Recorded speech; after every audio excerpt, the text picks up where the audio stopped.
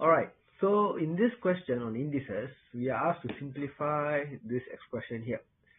Okay, so let's look at this. So we are given 5 a to the power of minus 3 b to the 5 divided by 10 over 9 a cubed b to the minus 2. Okay, so there are some rules we can apply here. So one of the rules in indices says that if I have a to the power of n, it is equals to 1 over a to the power of minus n. Okay, so the base still remains the same except that the power changes sign. So if originally I was having a positive sign, I can bring the entire term to the denominator and I switch the sign to make it negative.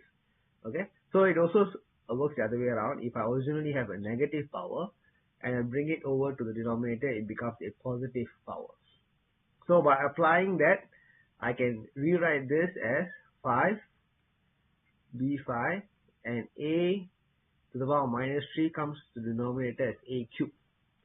Okay, divided by 10 a cubed 9 and b to the power of minus 2 comes to the denominator as b squared. Okay, and of course if to do a division with a fraction, the easiest way is to make it become a multiplication. So when it becomes a multiplication, the left side remains the same, the right side will flip. Okay, so I get 9 b squared over 10 a cubed. Okay, so we can simplify here up front. So we can say that 5, let me use a different color here, 5 and 10 can be simplified, so I get 1 and 2 over here. Other than that, there's nothing else that we can do. So in the numerator, we can see that I have a b to the power of 5 and b to the power of 2. Denominator a cubed and a cubed here.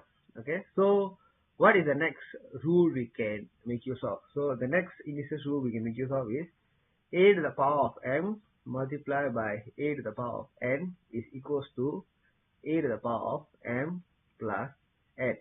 Okay, so the rule basically says that if both the bases are the same, then the two powers can be added together.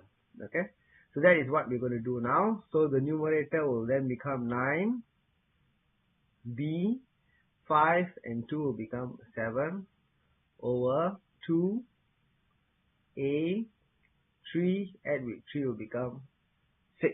Okay, so that is your final answer. You can also rewrite it as 9 over 2 a to the minus 6 and b 7. Okay, both are equally correct. Okay, so that is your final answer for this question here. Thank you.